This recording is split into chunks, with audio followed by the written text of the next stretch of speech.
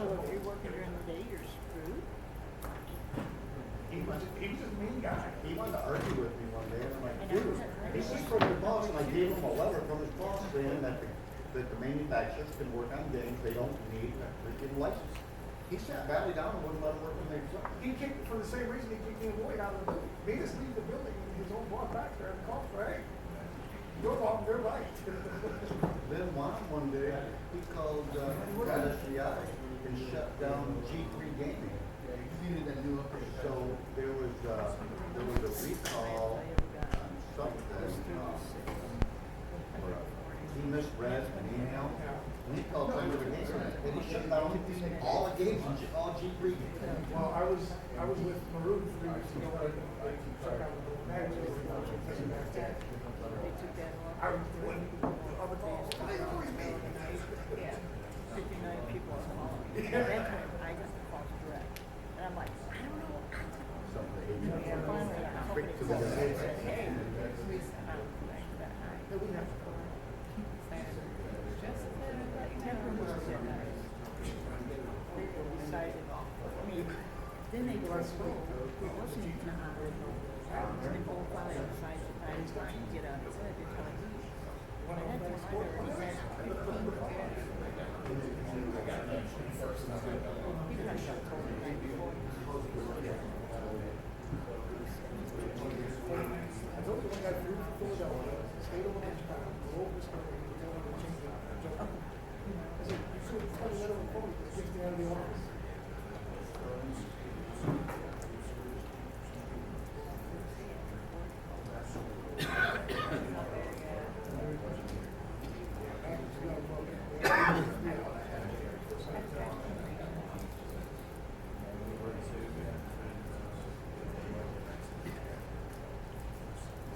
No, yeah, it's great. Yeah. So this is the pins you guys are getting. So you've got some different, G2S guides on the first level of the folder here. And we're going to talk about WMS this hour. You've got some stuff in the WMS folder, electrical specs, cabinet specs for like the valve, the bloomer, the blade, and then even a tilt code, and then a ramp dump instructions. So there's a lot of good information. Not all the parts are listed here, but there is some pertinent things that'll help you out. Pass this on to your counterparts in the field. When they call us and go, hey, I'm working on this valley and Monopoly is having a problem. Well, there is no monopoly on a valley, So we spend 10 minutes having them describe the game to us. We can identify what cabinet they're working on. So there's a lot of new people in the field, but if they're calling us, they really need to know more information. If they're that new, they should be calling their senior director of operations or their manager and utilizing those people first rather than calling us to ask us how to open a cabinet door. Yeah, on the side games, a lot of times we'll direct those new guys, that's the first thing we tell them, did you call Betson? Yeah. But that's an onboarding thing that all the TLs should really say, hey, call me.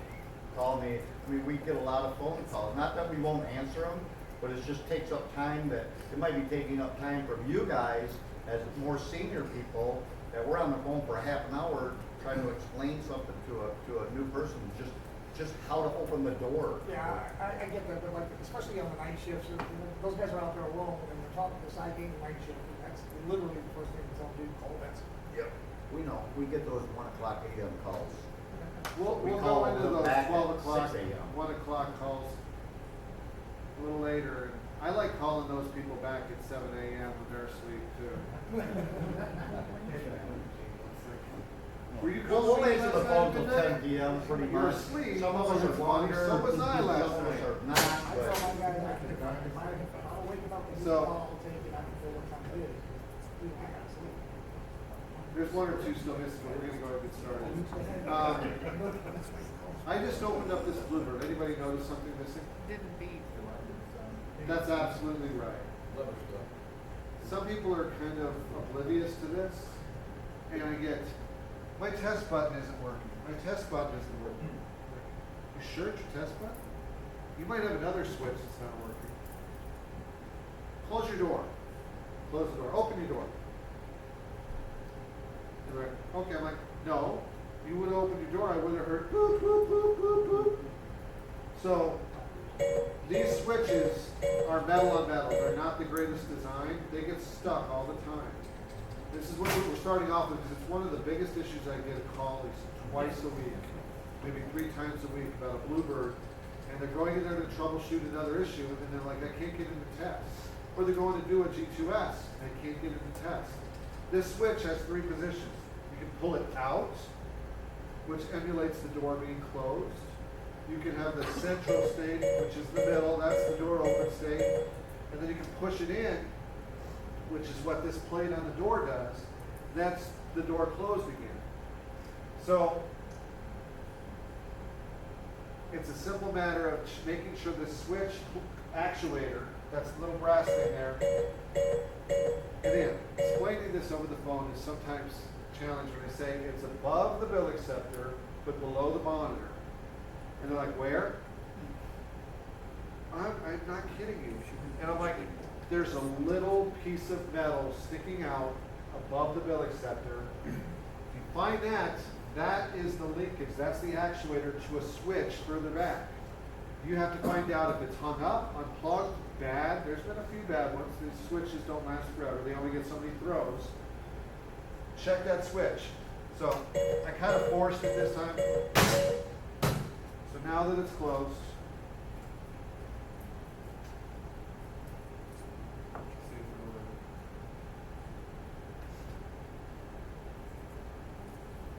Also on the door, there's an extension bracket. It used to have a different armature and a different switch. It was a longer throw back when they first came out. Now on the door, there's an extension bracket that's a horseshoe shape. It's light metal. be very Players are playing the game and it's getting a door open, door closed alarm. The simplest solution to that, to me personally, that I found is a flathead screwdriver. Do it. Getting stuck even on this. This is my demo cabinet. It's got some miles on it. There's a metal bracket right here that I just take this screwdriver, put it in there, and just turn it. And it just straightens that bracket back up. Not picking on collectors, but they're notoriously for slamming this door, whether the key's in it or not. All these machines, the door should be pushed closed, not slammed closed. There's a lot of things going on in there. Back when there were flatter hard drives, you would fry a hard drive if you did that. Nowadays, they're solid state, so it's not so effective, but it creates a lot of other problems by slamming these doors. So just leave your key in it, lift up on the handle, push the door closed, pull down on the handle. On the BB2, on any of this equipment, you should be closing the stuff with it unlocked. But this bracket, very simple. People take them off, they remove these screws, they take them out in the parking lot, they hammer I've them. gone and seen paper Just do this. napkins. I've seen paper napkins and matchbooks shoved in there. I've seen all kinds. And then the worst thing I've seen is that thing down there taped. You cannot tape these door switches. You're superseding the security system. That's an IGB no-no. So You early should not be on, superseding any switch in this cabinets at all. You're basically violating the IGB rules. They're there for a reason. Don't tape the switches closed. it's a $1,000 fine minimum. Early on, a technician had a problem with the switch. It didn't work. He called his boss, and his boss told him, jump it. Just jump and twist those Okay? wires. Well, the IGB shows up, whatever, and they see this wires hanging and with a jumper on it, and they start investigating it, and they gave the technician a $1,000 fine and the manager a $5,000 fine, And then the the operator TO a $10,000 fine. Because you don't do that. You cannot make any changes to the GLI approved cabinet whatsoever without written approval or verbal approval from Josh Brody or an agent. If I'm getting approval from an agent to do something, I want him to send it to me in a text, email, or write it down on a piece of paper. There are some circumstances where computer, the BB2 especially, the fans die in there. I worked for a TO for a while. We got authorization to put an external fan beside that PC and blow cold air across it until an agent could come out and open the CPU and replace it. But that's something that you have to pick up the phone, call the IGB. Josh Brody is my point of contact. That's who I call for things like that. If you have a local agent, they can for sure say yes or no. Some are very giving and some are like absolutely not. So what you don't want to happen is an agent finds something that wasn't pre-approved. I'm gonna split this up. I'll start some stuff this side, go that way. I'll put some stuff this side and go that way. This is the backplane board. And I love this backplane board. It is pretty durable. And a few things are good to note on this board. The color-coded connectors, your bill acceptor is the red one. You know, your touchscreen in the old school one was purple, and then of course your printer was the orange one. I asked people, it's like, was your printer plugged in? Sometimes it gets unplugged from the backplane board. There's a jumper here right next to the red connector for the bill acceptor that designates which type of bill acceptor you have. C-loop is for JCM, RS-232 is for MEI. If you get a brand new backplane board, it's going to come in the JCM configuration. It's going to come with the jumper on the top 2 pins of the 3. And you know, if you put it in, you've got MEI as your bill acceptor, you're going to get a bill val com air now. So I'm going to pass this around, take a look at the Real quick, just show them that. So it's the center pen here, which you move top or bottom depending on which configuration of validator that you use. All the other jumpers all over here need to stay in place where they're at. You can always, if you had a working machine, when you take out the old one, verify that the new one that you put in, just move that jumper accordingly. Well, and the trick there is I've had people put the board side by side so they can move the jumper, and then they got confused and they put the old board back in the machine. And I asked them, I'm like, are you sure you didn't put the old board back in? It's like, how do I know? I'm like, well, this is the one you have outside the machine dusty. He's like, no, the one inside the machine's dusty. I'm like, what do you think? You think you put the dirty old one back in? The nice clean one's still on the desk. So pass this backplane board around, take a look. It happened. This is also on the blade. So they're upright like this. They seat the same way. CPUs, which I'm going to pass around also. The Bluebird CPU NXT2 and an NXT3 both operate on the same backplane board. So a computer can take out a backplane board, but a backplane board cannot take out a computer, so to speak. The backplane board is a pass-through. Yeah. So if you replace a computer and you got the same problem, then you just fry that computer with a bad backplane board. We take both, obviously. Like I said this before, we have that luxury of taking a little of everything with us. If you have that ability, you think you're doing a CPU issue, take a backplane board with you. I change them both. We change them both. If I We go don't want to go alone- back 4 hours away, charging $110 an hour, we're not driving, and the TO agrees. They don't want us to come back out. They want to fix the first time. So you got the NXT2 Bluebird computer, and then the NXT3 Blade computer. So computers are $2,000. I plug a new computer into a bad backplane board, and I fry a computer. Now I'm out at my truck getting another computer, and now I got to explain to the service department or why I just fried a computer. Why didn't I replace them both at the same time? So my personal opinion, if I don't know for sure that it's the computer, I replace them both. It's a cheap insurance. Does anybody recognize this computer? 3.5? No. No. I'm all way blind. Right. Well, it looks very similar to the 3.5X or the 3.2X, which goes in the S32 and the S23. It is not. There's usually a SG right on the front, and this is actually, when you look closer, this is a CPU 4.22. We'll go over this, even though it looks like the WMS computer. It's the SG computer for the Twin Star.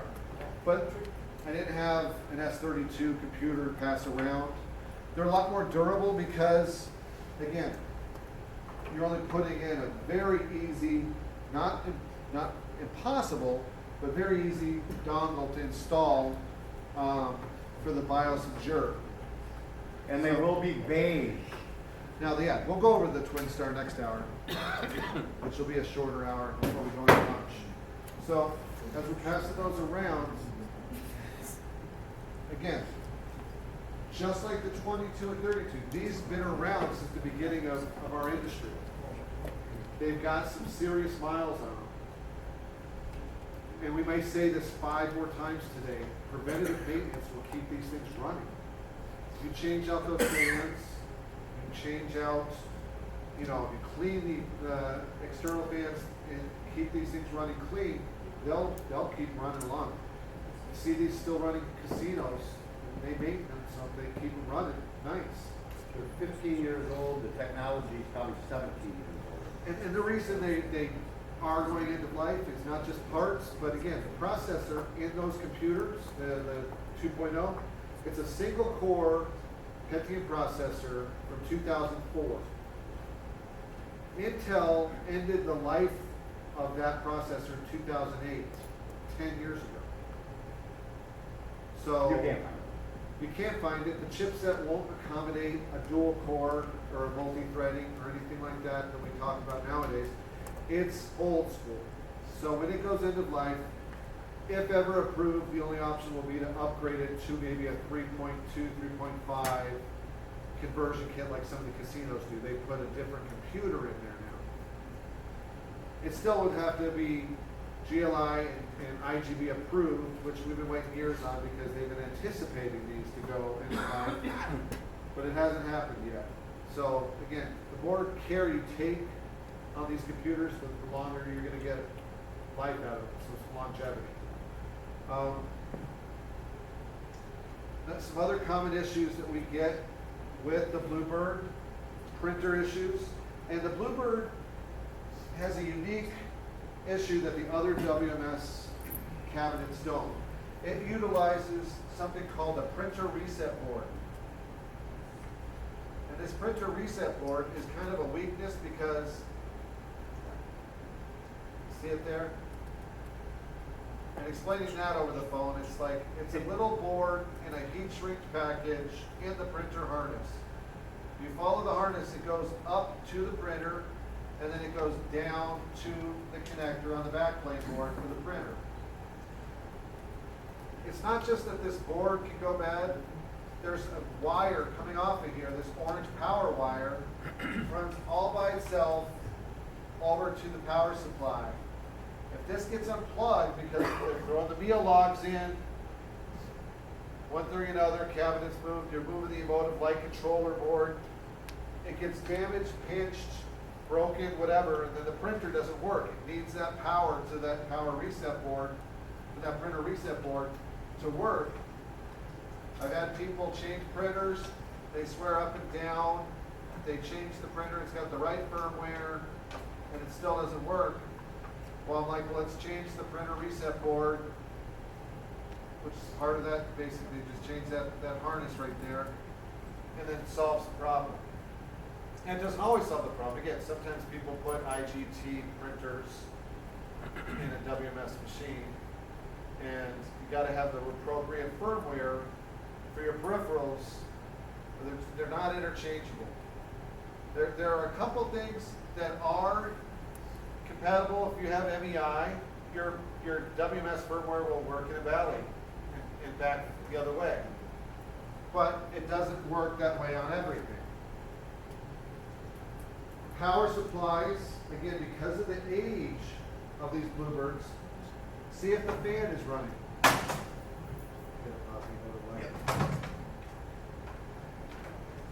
We've done our fair share of refurbing these things, and the power supply is a major weak point. If that fan is not keeping that power supply cool, if you look in there and that fan's not spinning in a hot cabinet, plan on replacing that power supply.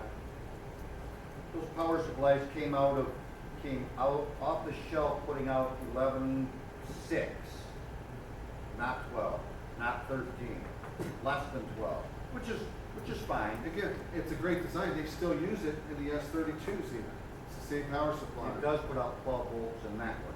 They were just underrated on the 12 volt because it was only using one. It was only for the audio. They thought, but when the designer first designed this cabinet, he designed the wire harness for the MEI at 12 volts.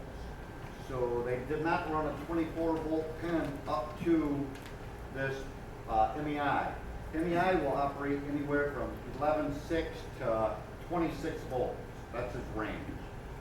So as these MEIs got older and cash cans got weaker, you would start hearing the MEI chirp or chatter. When you powered it up, it would just start chattering. Or when you put a bill in it, it wasn't getting enough voltage because when the power supply is weakened, the voltage is, I saw where it's operating on 10.5, 11 volts max. So when we refurbed 400 cabinets, we built harnesses and ran 24 volts up to them. So there will be a 24 volt line jumped over to one of these 12 volt pins. There's a multi-purpose, there's I think 4 connectors going up here. One of these pins is going to have a harness like this with a blue wire in it. Blue's 24. And blue's going to be 24 going to your AC power. And then on the other end, they put a connector buried back in there where we jumped and ran at 24 volts. Eliminated a lot of problems. Don't forget, if you do this, don't forget and close the door. It's not like the blade, where it'll stay there, it'll fall right off the door. So now, before we move on, I also want to show the latching system for the CPUs is different. Blade. I'll zoom in, you show them how to properly shut down the computer. And So I completely take the door off. So in here, you push down, and there's a release mechanism that you pull forward and then up. So on this back wall back here, way underneath here, there's a tab that's on the backplane board itself that holds the switch actuator down, or the mechanism down. So you have to push down, pull forward, and lift up. Then the CPU will come out.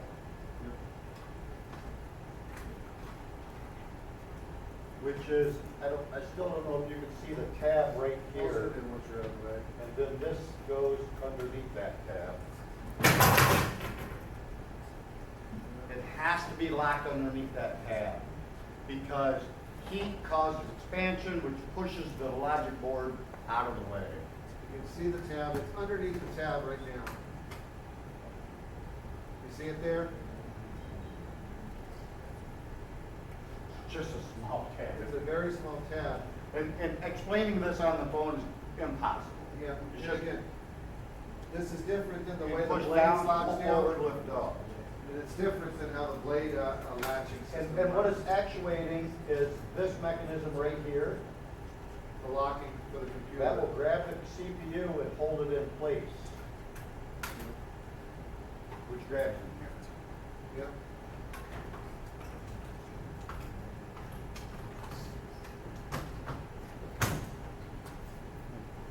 And I put a hand on here, push down, push back.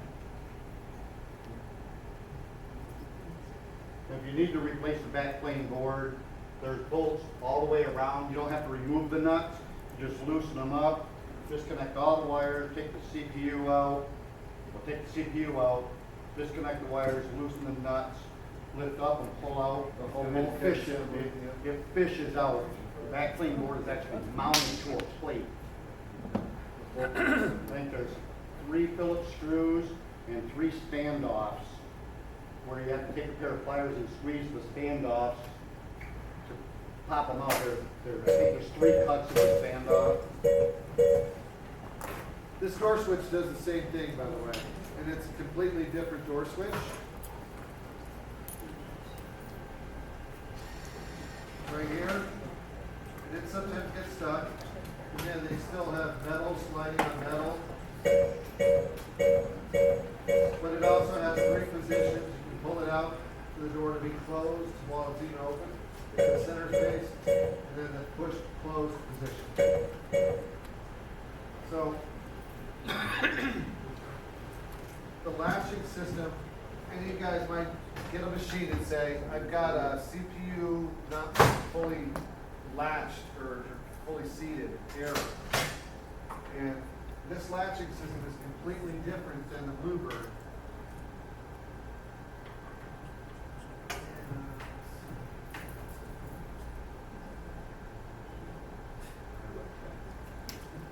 This one's easier. It's a lot It has easier. a flip tab. So it's got this loose tab that actually gravity will just let it go down. So if you slide it out of the way, it's spring loaded, it's going to want to come up. And then you can just lift up, and it'll lift the computer up right off of the bulkhead. Yeah.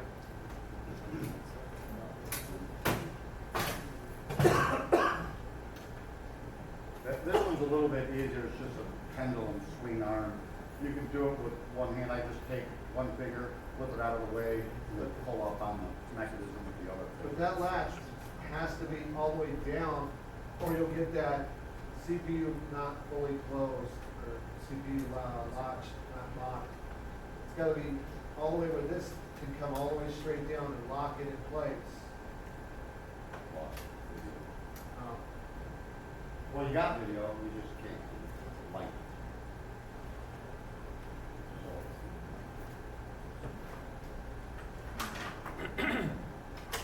there's unlocked, there's locked.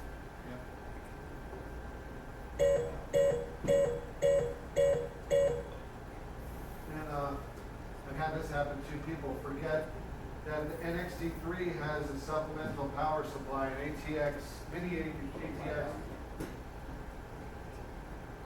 You see the power connector? People forget to plug that in, or it gets partially unplugged in transport, and then their computer doesn't boot up. See that little tab right in the middle? It needs to be engaged. It needs to be locked in position. Again, coming out of the factory, we receive these and we plug in 5 games and we're putting in software. Hey, that game's not powering up. Why? It's, you know, the top light's on, but I've got no computer. And you just look in there and push the power connector in on the side of the computer. It gets direct feed from the power supply to the side of the CPU. Now, again, you have it at this state with your agent there. Now's your opportunity to clean the fans, make sure that everything's running nice and smooth. This fan does go bad, one on the side. A lot of times people are doing G2S and they install the yellow jur chip off to the right or to the left, and it's easy to do, and they swear they've got it right, but it's not fully seated. If you look below the chip,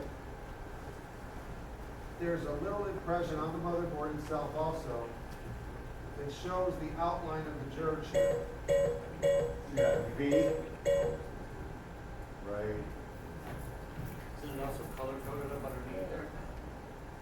Well, it says jur and BIOS. But Five, but the striped lines, if you see the striped lines on the right or on the left of the chip, you've got it keyed off by 1 pin. And then again, so you put it in, you're getting a jur fail. double check, you've got this put in, and had people put it in off to the left, and then they end up breaking off pins. Send the camera back on the outer line. So he's talking about this border right here. It's shaded area. You should not be able to see any of those lines when you put those chips in. If You you see can how see this- it, then it's not in right. The shaded areas are also underneath the BIOS chip, so you see how you don't see the shaded areas under the BIOS?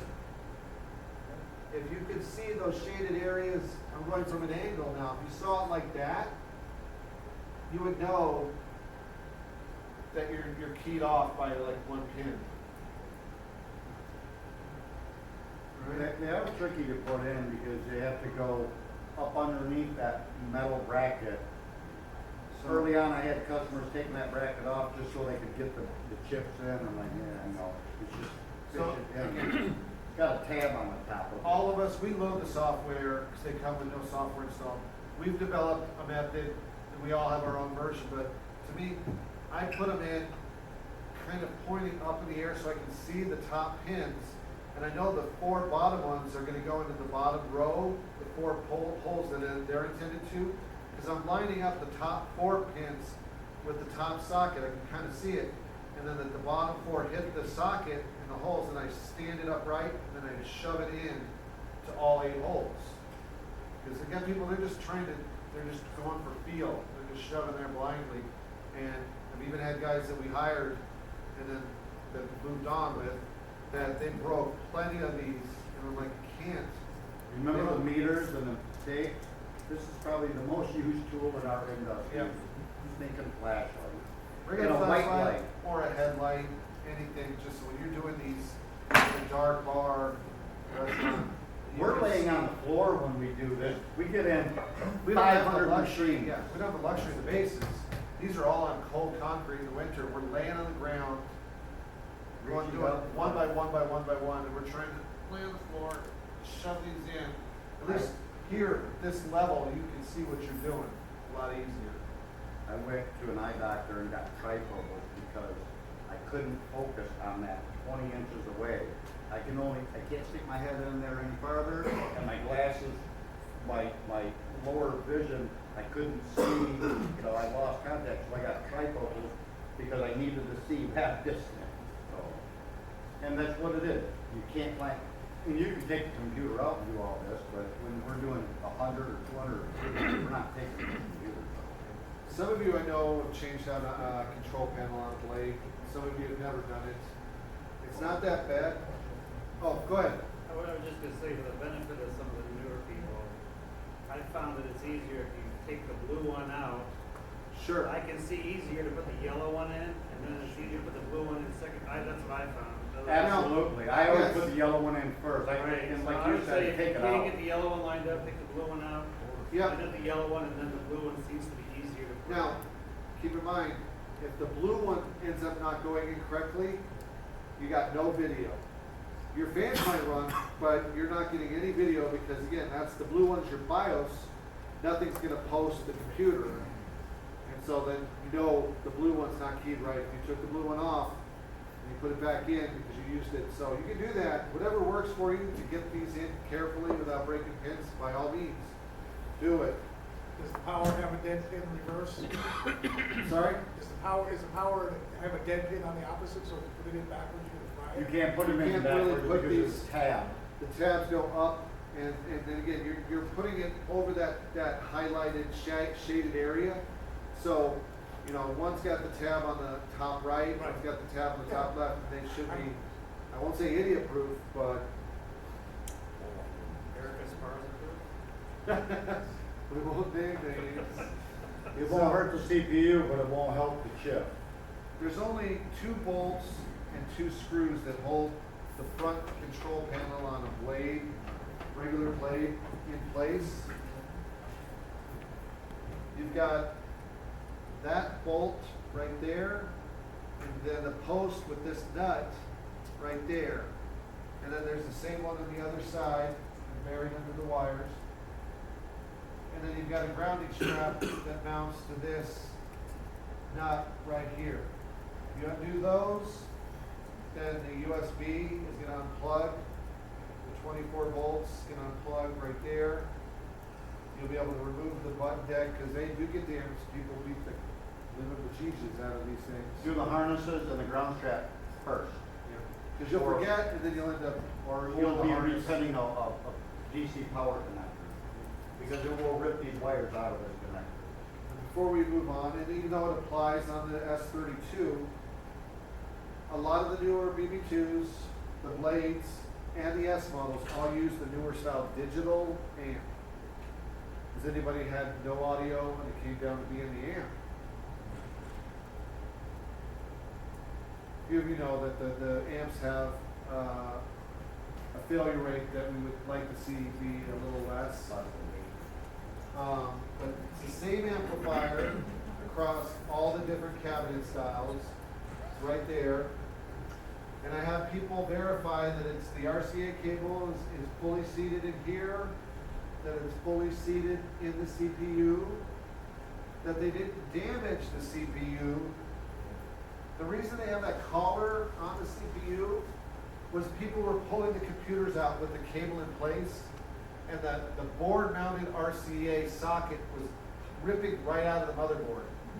And so then it wasn't the amp, it wasn't the cable, it was actually the computer was damaged, the socket. So when you take these computers out, it may be a pain in the rear end, but unplug all of the wires before you yank that thing out. I have people take a headphone jack to headphone jack cable and plug in to the amplifier on the audio in, and then plug it into their phone, iPod, laptop, whatever, and verify they get sound through their device, but not through that RCA cable. It's either the RCA cable or the computer. 9 times out of 10, though, it's the amplifier. Because they'll say, did you hear any static, any popping when you unplugged the RCA cable? Did you hear any static when you plugged in your headphone jack to your headphone jack on your phone? I didn't hear anything. I didn't hear any popping, static, crackle, nothing. The amplifiers do go bad. Again, they're digital amps. They don't have the same kind of amplifying circuitry that old school, analog amps had. And so they will fail because they're heating up. There's not a lot of cooling inside that compartment. When you go to cooling though, the cabinet, the Blade does have 2 turbo exhaust fans. There's one down here right next to the computer, and it blows out that side vent right here. It goes out here, and then out the louvers on the side. And then there's another one up high. It's a little easier for people to find. If either of those start to fail, you may get an error on the screen, but it may still work. But you're getting an error on the screen saying you've got a fan. These fans are that one's a little more challenging to change out because it's right next to the CPU. But this one, if you have this one fail up on top, get it changed because this one's higher. This one pulls all of the heat. And I don't want to get into thermodynamics, but heat rises. And you want to remove as much heat out of these cabinets to keep your CPU running nice and cool. So if this one stops running, the whole cabinet's going to fill up with hot air. It's going to promote it to overheat. There's a right way and a wrong way to do this. Use the bolt On the inside of the hole. I see people lift that up and just prop it underneath there and then get a couple of stitches. Yep. You want to use that thing properly. Yeah. It will whack you in I've the had head. people put it here, Right. and that's not going to work. That's going to end up popping. It's going to pop out, hit somebody in the head. And push it back, Yep. all the way back. Because if it comes forward and catches, now you're going to operate a coat hanger for the next half an hour, trying to reach up in there and figure out how to get it unlatched from the back of the bracketry. There's another door switch people forget about. There's the little belly door switch here on the Blade that sometimes people never use this door in the lifetime of their cabinet. This is solely for, if you wanted a collector to have exclusive access to just the bill valve or, cash can. You can utilize this door. Some people then end up getting a door error. This switch sometimes gets unplugged, or there's enough of a gap where the actuator's not pushing on it. So People forget there's a door switch on the blade cabinet. How many people have had ticket jams and blades up right out of the box? Everybody has. Yeah. So there's a known problem and a known fix for that. I An don't know easy if you're fix. aware of it, but on the backside of this, there is a bezel that drops the ticket down. There is a Phillips head screw here and Phillips head screw there. This black bracket on both sides is horseshoe shaped going down. And early on, they were just blow molding and shipping, and everything worked. And then maybe the mold, you know, the manufacturer lost their die settings. I'm not sure why, but it wasn't being properly tooled, so it was sitting too high, which sitting too high will send that ticket Too into low. the purple plastic in the front. It was about 3 pieces of paper off. So well, So you see the purple here, and there is a lip here. there's black plastic right behind this purple plastic. You see that? You should be able to see that black lip. I mean, it's only 2 papers thick, but if it's below it, that ticket is gonna run into the purple side of the bracket. So, easiest way to fix this is loosen those 2 Phillips screws, push down fairly hard on that black chute, and then tighten them back up. And that will actually raise up the front so the black slide, it's like a kid's slide, will shoot above the purple. So you can see here on the, People take knives, they take files, all they're doing is jacking that up. Now they're making a rough edge. Now the paper's gonna stick to it every single time. you see how the output is above the purple here? And as we turn over to the right side, it's falling down almost below the edge. The voucher gets stuck right here because the output is below the purple. And then I can raise it, and you can probably see it move Yeah. right there. I'm just pushing down on that. Yesterday I put this on crooked to show you this. I just loosened up once I lifted it up. But it's on an angle like that, and all you have to do, I mean, I went out and I've seen matchbooks and I've seen a million things behind it. The real fix is just loosen that up, push down on it, tighten it back up as you're pushing down on When he pushes down on the inside, it raises the output tray so that it comes above the purple, edge threshold. Do it again. it. So You just that's a loosen known those- problem and a known fix. It's a simple fix. Yeah, all you gotta do is loosen those 2 screws, and you actually, it sounds crazy because you're trying to raise the front of it. You're gonna push down on the interior, and it's gonna twist the front end up. You're gonna pull down on it.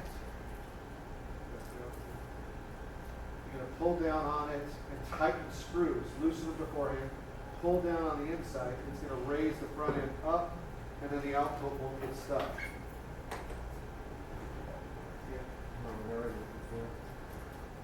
So now we're gonna go over to the S1. Any other problems that you guys don't have a solution for on the blade? Blade or the Bluebird? Show them on the Bluebird how to change the button panel. It looks like it's complicated when it's not. Yeah. Oh, no, that's really simple. So very simple. Nobody knows how to separate these 2 doors. And I tried to explain it to them that you're gonna see a bracket with a notch in it, you're gonna see another one, and then you're gonna see one without one, and then you're gonna see another one. The one without a notch in it is a movable. It has fingers here that grab the post here. And again, I won't name TOs, but I did have a midnight call one time, and these 2 techs excelled in stupidity. and it was 2 of them, and between the 2 of them, they could not figure out how do you get to that control panel from the inside. And I'm like, well, first, do you see the USBs? Do you see the USB in the power cord? Like, no, that's behind that big metal thing. I'm like, well, you need to remove the sub door so you can access just the belly door. They're like, how do you do that? Does the name rhyme with carrot? And I was a little cranky. Again, it's midnight. And it was the daylight savings time changeover night, so it was technically 1 a.m. But it was 12 o'clock, and then 1 minute later it was 1 a.m. And I'm trying to explain this half asleep. There's a little latch. You can even use this latch down here to pop just the bottom door. Finally, I give up and say, just close the door, and I'll see the metal bottom one, and then, oh, I don't have a So key for that. Somebody put finally, the belly door. between the two of them, explaining that there's this little pointy handle to lift up, and then the bottom door should come apart with the sub door. And then you've got a white plate that's got 2 nuts on it, or 2 screws here, and a grounding strap. And again, grounding straps are so important because, again, you don't want your customers getting electrocuted. They're there for a reason. Hand Replace stab. them. That's not who it is. So these 2 screws, and then once you start taking this white plate out, there's glass on the front. Real glass. Real glass. Be careful when you start tilting it forward that you take that glass out carefully, and then it's going to pop off of this pipe right here because it's not held in permanently. It's just in there on a key.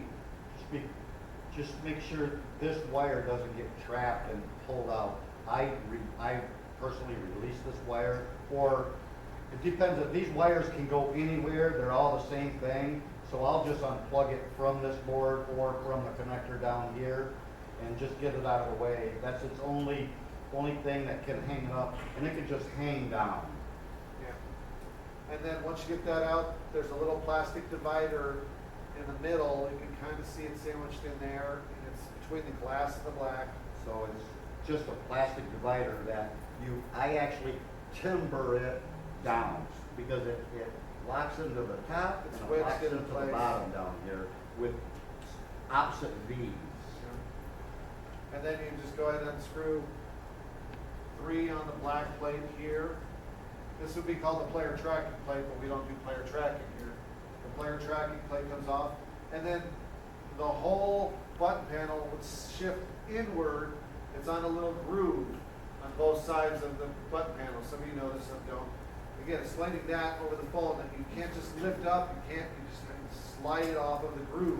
You gotta grab it on the outer edges and slide straight back at you after you disconnect the harnesses with the power off.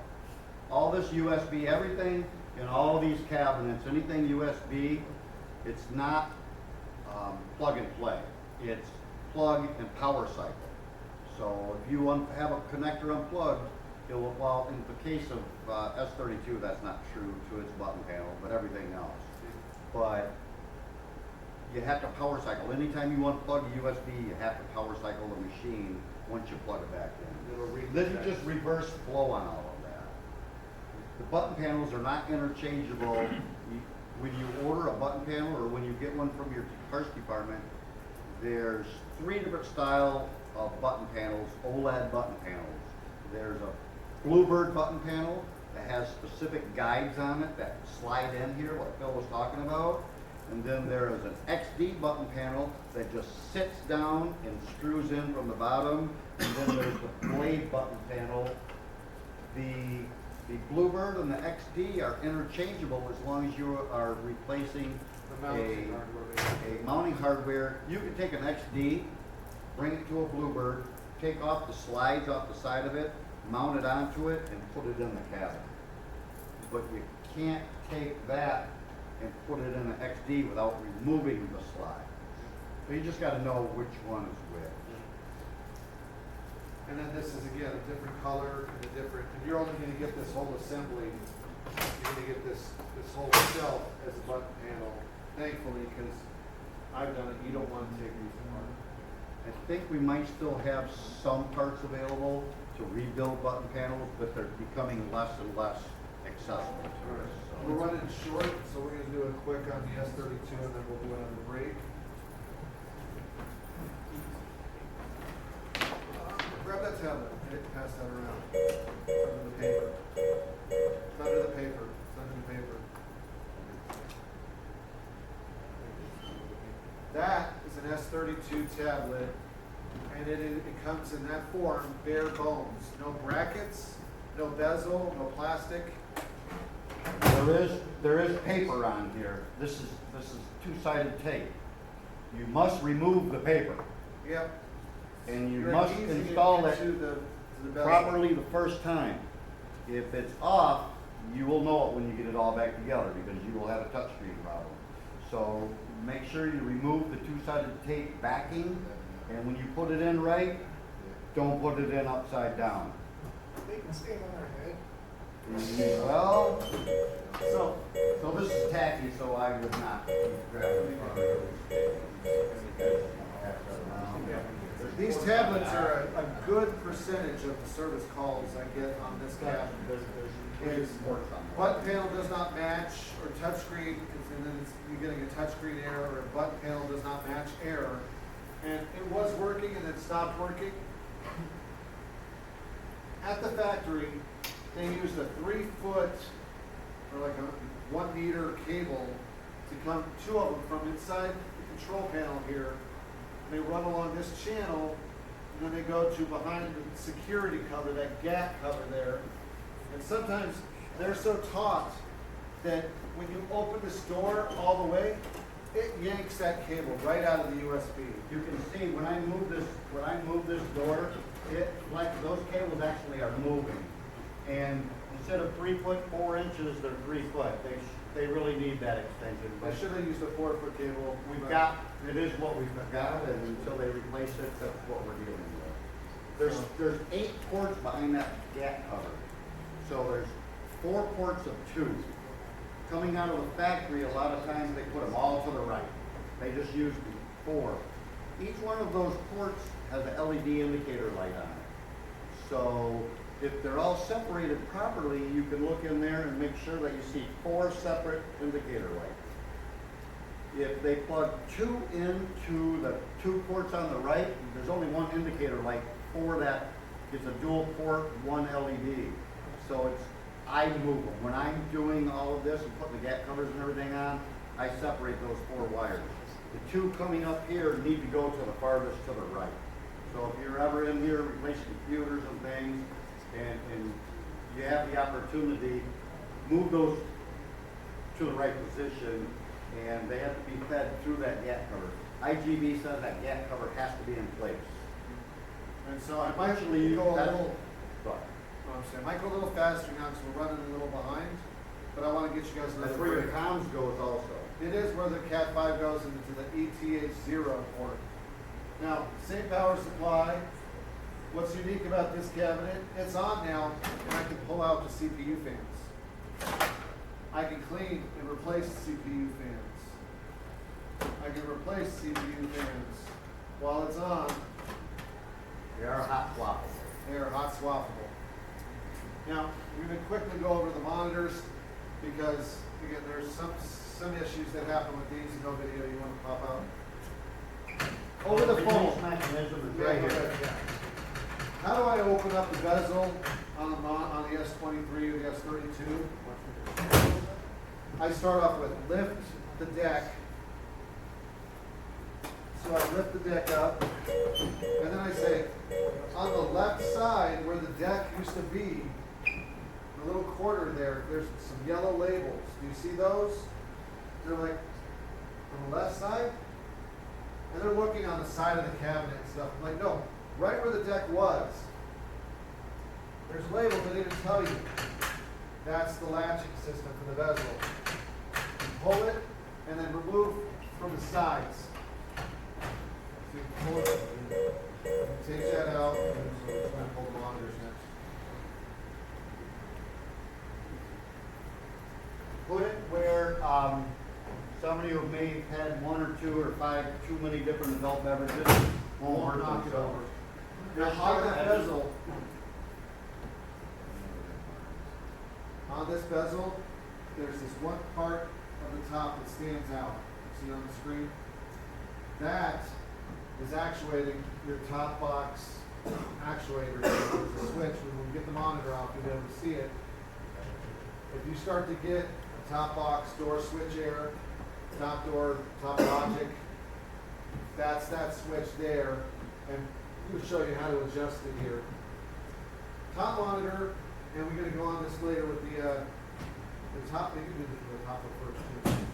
The top monitor goes up and out at the same time. If you try and do it up and then out, it's gonna fight you. If you try and just go straight out, it's gonna fight you. You're gonna go up and out right in the same motion. There's a yellow bracket in here, and its sole purpose is to just hold the monitor in place so that if one person can move this monitor in and out, change, unplug the cables, and then replace. So, does anybody know what that's called? Yeah, it's a ferrite bead, and its purpose is just that, to prevent RF interference, radio frequency interference. And you'll see these things on even your little power cords, your iPod cables. You know, most power cables have an RF ferrite bead built in it. It's a little package built into the plastic. It's just a big, heavy foam. It's anti-antenna, it just keeps radio waves from entering the mechanism that it's plugged into. The problem is they're heavy, and so on this kit, on this monitor and this monitor, they're pulling down on that connection, and they end up unplugging it, where it's like, I got no video all of a sudden on the bottom monitor, on the top monitor after a move. Just pop the monitors off and check this display port cable, just reseat it, unplug it, and then pop it back in so you got a nice firm seating, lock it in. It should click, and then you should have, see, I know I've got good video, so I've got a green light. So We don't really want to move that too far away from its position, because then the farther away from that, now you're leaving that wire exposed to RF, so. now, here's the top box switch that I was talking about. That actuator actually pushes in on that, which rockers that switch in the down position. This comes unplugged. It's in a down position. It's clamped on pretty good, but we've got it from the vacuum that it was unplugged. Sometimes these get just bent too much far in the back, so you can actually take a pair of pliers and bend these forward a little, so that when that actuator on the bezel comes in and strikes this, it doesn't take that much transit to actuate the switch. As soon as it comes out, you hear those door alarms going off, you know the bezel's either not all the way on, or that actuator needs to be bent. What code does that show up on the screen when it switches? That would be a top box open. It says top box. Top box, main door open. So it's top box. Anything above the monitor, this could have a top box too, but they jumped that switch. But there could be another box. These games all come configured in numerous different ways. They can have stacks of stuff on top of them. The Bluebird, when it first came out, did not have this monitor. It ended right there. One monitor. And they just had a crown on top of it. Yeah, When it reels. first came out. Yeah, well, it had reels in it. Those cabinets have been around a while. See how that monitor is fairly heavy. It's got to go in bottom first. As you're bringing it up, you raise it up and drop it into the second part of the back.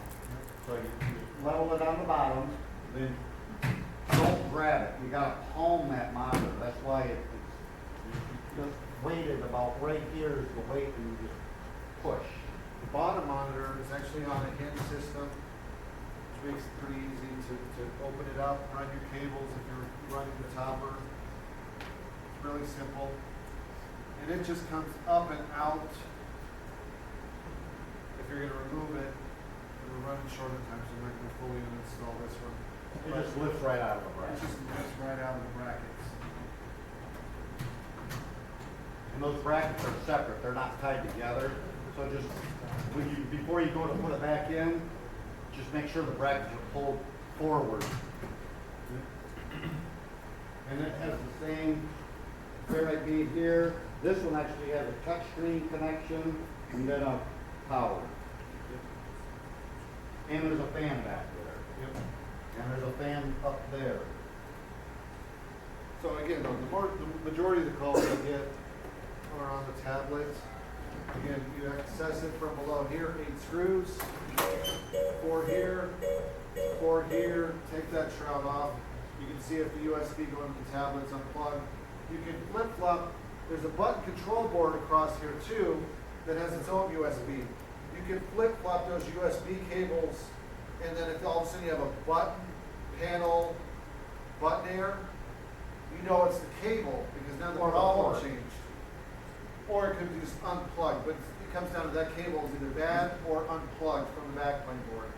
If you move it and you still have a touchscreen issue, then it's probably the actual touchscreen. It's a very easy troubleshooting. Unscrew 8 screws here and put them all back in because this thing will heat up and work. So put them all back in. Well, then you're also setting yourself up for.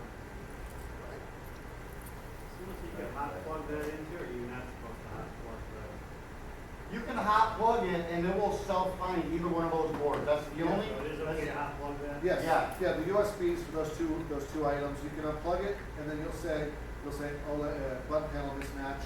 You plug it back in, and then it detects it. It's USB, and then it'll come up fine.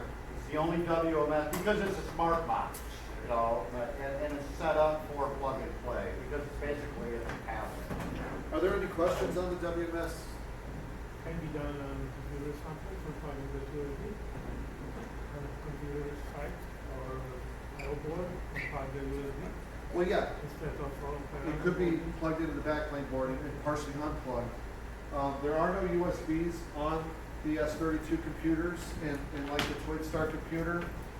There's no connections at all. Everything goes to the backplane board on these newer stock computers.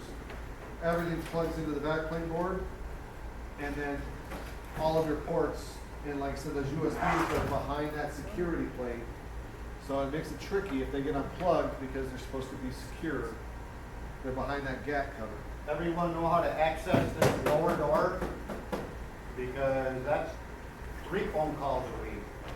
There's another big bright yellow sticker that points out there's your drop door. Right here. So it's very simple. I actually use my thumb and just push. And that opens up. And by the way, the amplifier is down below there. The emotive lighting and the amplifier are right there. So So the cabinet fan. there Sorry? and The there. cabinet fan also. Yep. And this is a lay down on the job. It is, there's heat rises, so they put that down and they let big holes in there. But what can happen down in here is all your comms cables have to come through here. And again, they pull stuff up and they unplug stuff, you know.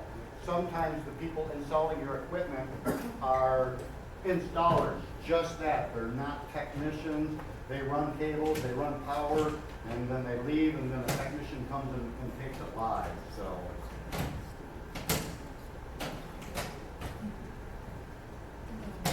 And that door just slams back closed. Just make sure it's square. But that's quite a few phone calls. Yep. Because this is a newer cabinet. And again, I put it off on the TO, the owner, the managers. A lot of folks are not training their nighttime technicians of new equipment. So, I got one more on the way. So a lot of folks build validator around right Which Oh, bell wow. valve?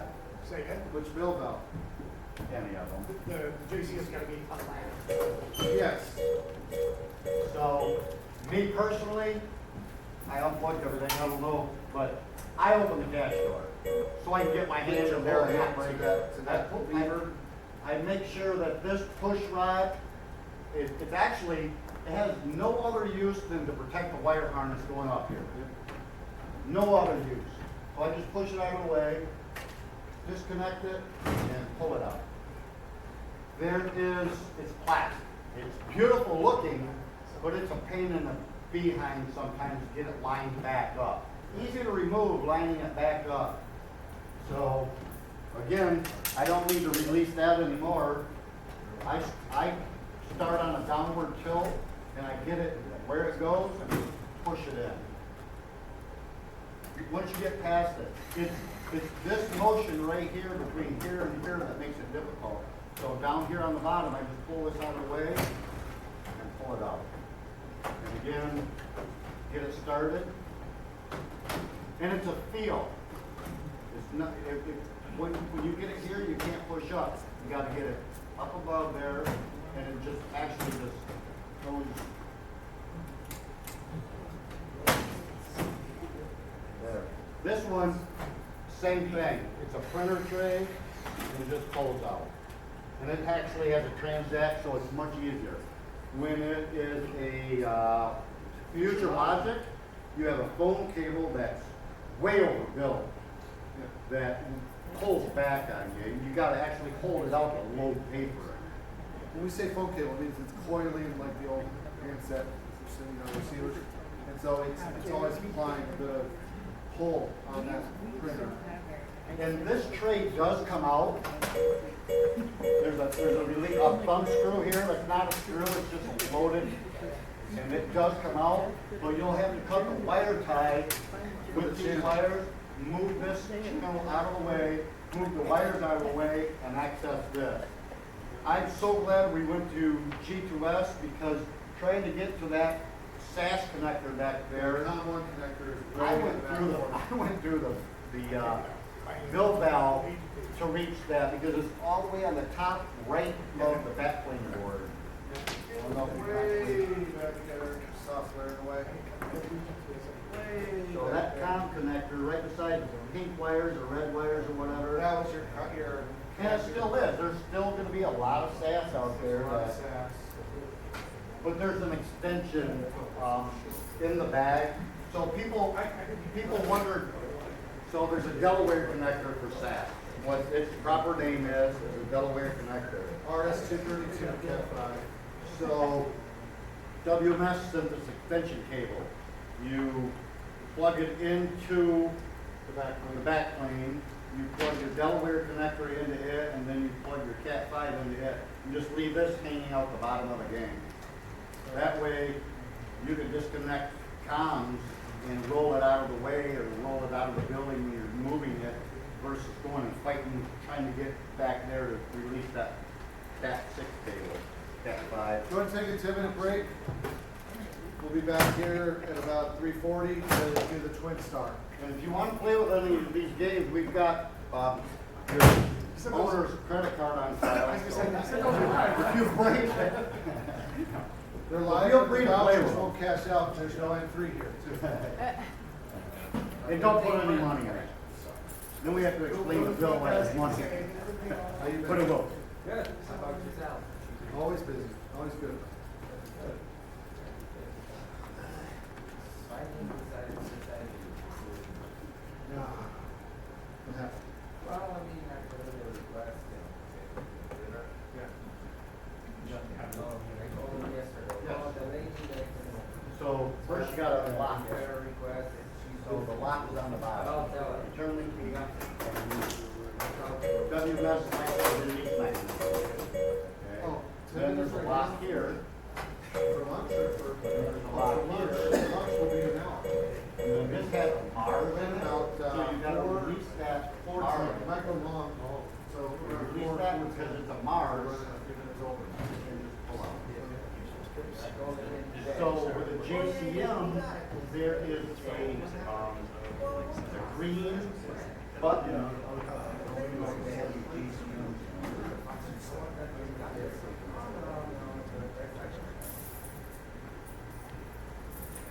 They don't care, I don't particularly care either, but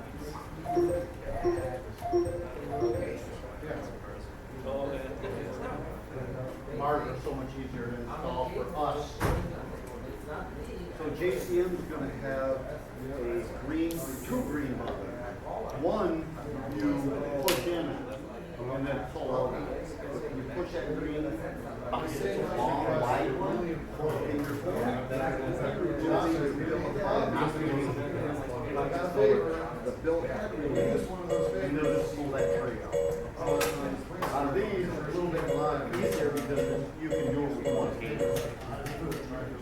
So, my person, I had to go and do the first one, so. this is a groove. So I start that. I just make sure that He's this really is good. on camera. No, he's great, but he's got a lot on his plate too. Besides all the he's on the schedule, That is gonna be on top. see that lip right there? It's gotta be on top there, you know. You push it. Otherwise, you push, get it underneath there, and they can't push it in. It's gotta be above. I tried to use this, guys, I tried to use that, but this is lighter material than that. That's gonna withstand. And then, you know, if you got bill head mounts, you gotta make sure that both sides are locked up. On ours, when it gets dirty, it can hang up on one side. Put it back in and you hear all the stuff. Then you know it's working. Now, will there ever be an instance where the lights are on? Like, all the lights are on, I'm good. There should not be, unless it, no, there shouldn't be. Now, if you hear this sound, so, hear this sound,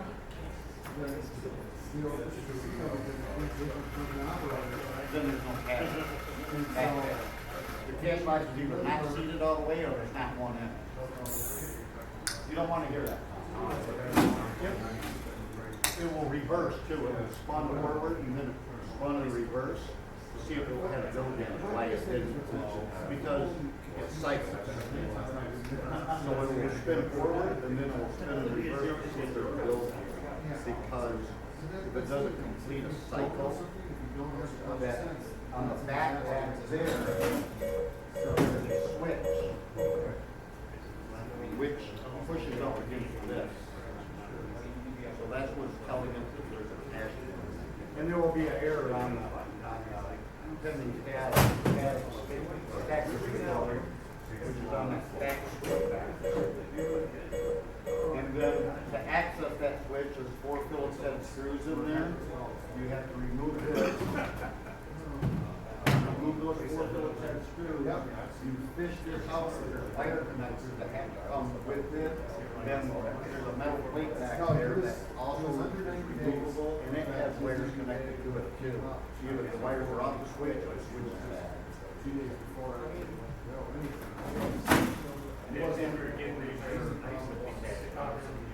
yeah, you know the cash box is in place and it says cash box pushing or cash box switch open. All of them have different errors. Back to the switch. Old BB2s, these switches were actually on this board. And you can break that switch off. This board is not normally on every. This is a easy tracks board for account. And this board is just plugged in. You got to follow guides and then push to get it back in. I use 2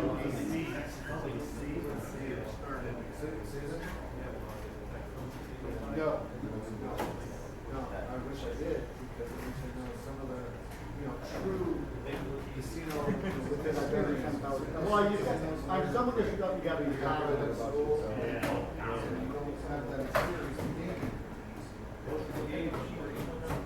This is called a Blade S32. Right.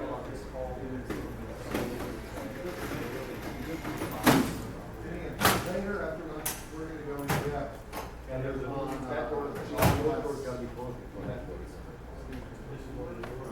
It is. Then it's got a little sister called S20, S3. How you doing? For S27. In real life, the blade over there is called S23. We're at a break right now to 7. I'm actually at the Elk Grove Village Holiday. There is no training center. No, there is a drop down door. So this bottom key would open the bottom door,